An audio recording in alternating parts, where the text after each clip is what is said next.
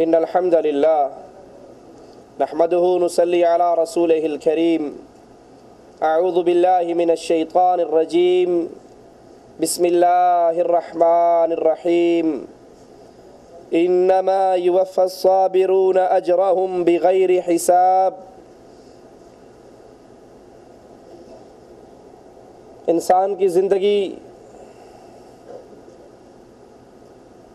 اس میں غم بھی ہوتے ہیں اور خوشی بھی آتی ہے. یہ غم اور خوشی اللہ عز و جل کی طرف سے، اور وہ اللہ حکیم اپنے بندوں کو مصیبت، آزمائش اور غم میں مبتلا کرتا ہے، ان کو آزماتا ہے. اور جو کچھ آزمائشیں بندوں پہ اترتی ہیں یہ سب ان کی تقدیر میں لکھا ہوا. اسی لیے اہل ایمان جب ان پر اللہ عز و جل کی طرف سے کوئی آزمائش آتی ہے، پریشانی، مصیبت آتی ہے، وہ اس پہ صبر کا مظاہرہ کرتے ہیں. اور اللہ نے اپنے بندوں کو حکم بھی یہی دیا ہے کہ پریشانی اور غم کے اندر صبر کرو. جب انسان صبر کرتا ہے اللہ اس کا اجر عطا فرماتا ہے. جس طرح مالک عز و جل نے اپنے اس حکم میں قرآن حکیم کی اس آیت کے اندر بیان فرمایا، انما یوفی الصابرون اجرهم بغیر حساب، کہ اللہ عز و جل صبر کرنے والوں کو پورا پورا اجر عطا فرماتا ہے. اب صبر کئی طرح کے ہیں. ایک صبر اللہ نے جو حکم دیا ہے ان حکموں کی تعمیل کرنا، ان حکموں پہ عمل کرنا. مالک کا حکم ہے کہ نماز کے لیے اٹھو. مسلمان صبر کے ساتھ، دل کی خوشی کے ساتھ اس حکم کو پورا کرتا ہے. کچھ کام ایسے ہیں جن سے اللہ عز و جل نے انسان کو منع کر دیا. انسان جی چاہتا ہے برائی کرنے کے لیے، جی چاہتا ہے گناہ کرنے کے لیے، دنیا کی رنگینی میں ڈوبنے کو جی چاہتا ہے، لیکن اہل ایمان اپنی خواہشات پر صبر کرتے ہیں. کیوں؟ کیونکہ اللہ نے اس سے منع کر دیا. ایک نوجوان رسول اللہ صلی اللہ علیہ وسلم کے پاس آیا اور آ کر کہنے لگا، یا رسول اللہ صلی اللہ علیہ وسلم، مجھے اجازت دیجئے زنا کرنے کی. صحابہ کرام نے بڑے غصے سے اس کی طرف دیکھا. پیارے حبیب علیہ السلام نے کہا، میرے قریب آ جاؤ. اپنے قریب بٹھایا. کہنے لگے، کیا تو راضی ہے یہ عمل تیری ماں کے ساتھ کوئی انسان کرے؟ تو راضی ہے؟ کہنے لگا، آپ پر قربان جاؤں، اللہ کی قسم میں کبھی راضی نہیں ہوتا. کہا، جس طرح تو راضی نہیں ہوتا باقی انسان، باقی مسلمان بھی راضی نہیں کہ ان کی والدہ کے ساتھ کوئی برائی کرے. پھر اللہ کے نبی پوچھتے ہیں، کیا تو اپنی بیٹی کے لیے راضی ہے، اپنی بہن کے لیے راضی ہے، اپنی پھوپھی کے لیے راضی ہے، اپنی بیوی کے لیے راضی ہے، اپنی خالہ کے لیے راضی ہے؟ وہ کہتے ہیں، اللہ کی قسم میں ان کے لیے کبھی راضی نہیں ہوتا. فرمایا، باقی مسلمان بھی ان کے لیے راضی نہیں ہوتے. جس سے تیرا گناہ کرنے کو جی چاہتا ہے وہ کسی کی بہن، کسی کی بیٹی، کسی کی بیوی، کسی کی پھوپھی، کسی کی خالہ ہوگی. اللہ کے نبی نے اسے قریب کیا، اس کے اوپر اپنا دست مبارک رکھا، اللہ سے دعا کی، اللہ اس نوجوان کی چھاتی کو پاک کر دے، اس کی شرمگاہ کو پاک کر دے، اس کی نگاہوں کو پاک کر دے. وہ صحابی کہتے ہیں، اللہ کی قسم اس کے بعد اس گناہ کا میرے دل پہ کبھی اثر بھی نہیں ہوا. دنیا کی رنگینی تو بڑی ہے، لیکن صبر کرنے والے اللہ کے حکموں پر عمل کرتے ہیں، اطاعت کرتے ہیں، صبر کرتے ہیں، اور جن کاموں سے اللہ عز و جل منع کر دیتا ہے اس پہ بھی صبر کرتے ہیں.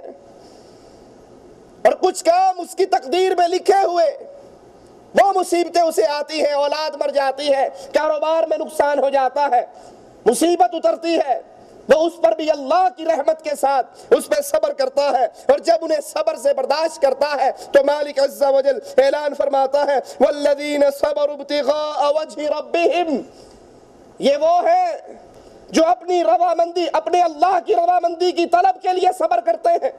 مصیبت آئی، غم آیا، دکھ آیا، پریشانی آئی، آپے سے باہر نہیں ہوتے، آہو زاری، گریہ زاری حد سے بلند نہیں ہوتی، بلکہ صبر کرتے ہیں کہ یہ مصیبت ہے، اس پہ صبر کروں گا، اللہ اس کا اجر عطا فرمائے گا۔ ایک صحابی سفر سے واپس آئے، گھر میں اس کا بیٹا فوت ہو چکا تھا۔ اس کی بیوی نے بڑا شاندار استقبال کیا، اس کے لیے تیار ہوئی، رات ہم بستری کی، پوچھتی ہے بتاؤ اگر کوئی امانت رکھوائے اور پھر وہ امانت واپس مانگ لے تو جس سے امانت واپس مانگی جا رہی ہے اس کو امانت واپس لوٹاتے ہوئے رونا تو نہیں چاہیے، آہوزاری، گریہ زاری حد سے بلند تو نہیں ہونا چاہیے؟ کہا بالکل نہیں، جب کسی کی امانت ہے وہ واپس مانگتا ہے تو دے دینی چاہیے۔ کہا یہ اولاد اللہ کی امانت ہے؟ کہا ہاں۔ کہا تیرا بیٹا کل فوت ہو گیا، وہ اللہ کی امانت تھی، اللہ نے واپس لے لی۔ یہ صبر ہے، اندازہ کیجئے وہ اہل ایمان، مومنوں کی ماں، وہ صحابیہ صبر کے کتنے عظیم مقام پر فائز ہے۔ بیٹا فوت ہوتا ہے، خاوند سفر سے آتا ہے، سفر کی تھکاوٹ ہے، اس کو آتے ہی آہوزاری کے ساتھ نہیں ملتی، رونا پیٹنا نہیں ڈالتی، صبر سے اس کا استقبال کرتی ہے، کھانا پیش کرتی ہے، اس کے سفر کی تھکاوٹ کو اتارتی ہے، پھر مثال دے کے سمجھاتی ہے کوئی اپنی امانت واپس لے لے۔ اس کو بڑا تعجب ہوتا ہے اپنی بیوی کے اس عمل پر، آ کر رسول اللہ صلی اللہ علیہ وسلم کے دربار میں پیش ہو جاتا۔ اے اللہ کے پیارے حبیب، میرا لخت جگر مر گیا اور میری بیوی نے میرے ساتھ یہ ماجرا کیا، یہ معاملہ کیا۔ اللہ کے پیارے حبیب اتنا خوش ہوتے ہیں اور پھر دعا کے لیے ہاتھ اٹھا دیتے ہیں، اللہ یہ میاں بیوی آپ اس میں رات کو ملے ہیں، ان کے ملنے میں برکت عطا فرما۔ وہ صحابی کہتے ہیں اللہ اس ملاقات پر ہمیں پھر بیٹا نواز دیتا ہے۔ اللہ کی طرف سے مصیبت آئے، پریشانی آئے، آزمائش آئے، غم اور دکھ آئے، اس پہ صبر کیجئے۔ اور یہ صبر اہل توحید کیا کرتے ہیں، جن کو توحید کا فہم ہوتا ہے، جن کا اللہ سے تعلق جڑا ہوا ہوتا ہے۔ قرآن حکیم بیان فرماتا ہے الذین صبروا وعلی ربہم یتوکلون، جو ان مصیبتوں اور پریشانیوں پہ صبر کرتے ہیں اور وہ اپنے رب پر توکل کرتے ہیں، جس کا بھروسہ اللہ پر ہے، جس کی امیدیں اللہ پر ہے، جو اللہ سے تعلق جوڑ چکا ہے، جو توحید کا فہم حاصل کر چکا ہے، جب اللہ اس پر کوئی مصیبت نازل کرتا ہے تو اس مصیبت پر صبر کرتے ہیں، اور جب یہ صبر کرتے ہیں اللہ اس کے مقام کو بلند کر دیتا ہے۔ قرآن حکیم بیان فرماتا ہے وَاصْبِرْ وَمَا صَبْرُكَ إِلَّا بِاللَّهِ، اے نبی صلی اللہ علیہ وسلم صبر کریں، اور نہیں ہے آپ کا صبر مگر اللہ کے ساتھ، جس کا تعلق اللہ کے ساتھ قوی ہے، جو شرک نہیں کرتا، جو قبروں پہ نہیں جھکتا، وہ جو درگاہوں کے طواف نہیں کرتا، جو مردوں سے تعلق نہیں جوڑتا، جس کے دل میں غیر اللہ کی محبت نہیں بلکہ اللہ کی محبت ہے، اللہ کا پیار ہے، اللہ پر ایمان لا چکا ہے، جب اللہ اس پہ مصیبت اتارتا ہے، اللہ کی طرف سے کوئی پریشانی اور غم آتا ہے تو وہ اس پہ صبر کرتے ہیں۔ اللہ اپنے نبی سے کہتا ہے اے نبی صبر کر، اور تیرا صبر تو اللہ کے ساتھ ہے۔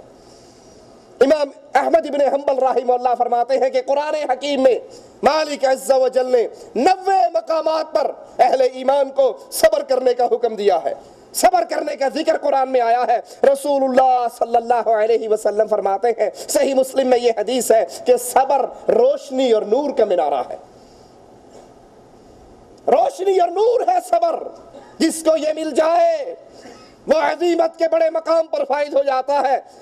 رسول اللہ صلی اللہ علیہ وسلم فرماتے ہیں کسی بندے کو صبر سے بہتر اور وسیع عطیہ نہیں دیا گیا، صبر سے بڑا ہتھیار، صبر سے بڑا تحفہ۔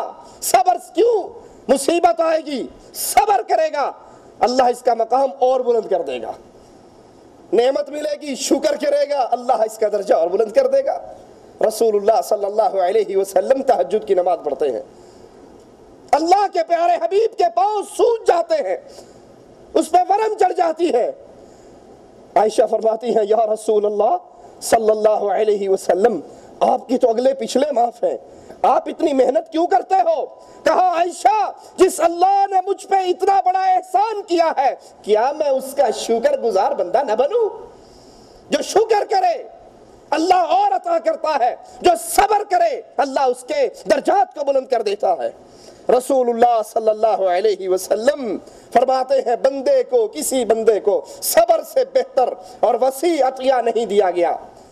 عمر فاروق رضی اللہ عنہ وارضا فرماتے ہیں صبر کے نتیجے میں ہماری معیشت بہتر ہوتی ہے۔ انسان صبر کرتا ہے کہ اللہ تو مالک ہے، تیری طرف سے یہ پریشانی آئی ہے، غم آیا ہے، نہ چہرہ پیٹوں گا، نہ میں سینہ کو بھی کروں گا، نہ کپڑے پھاڑوں گا۔ جب اللہ کی طرف سے آنے والی پریشانی پہ صبر کروں تو مالک اس کا نعم البدل عطا نہیں کرتا۔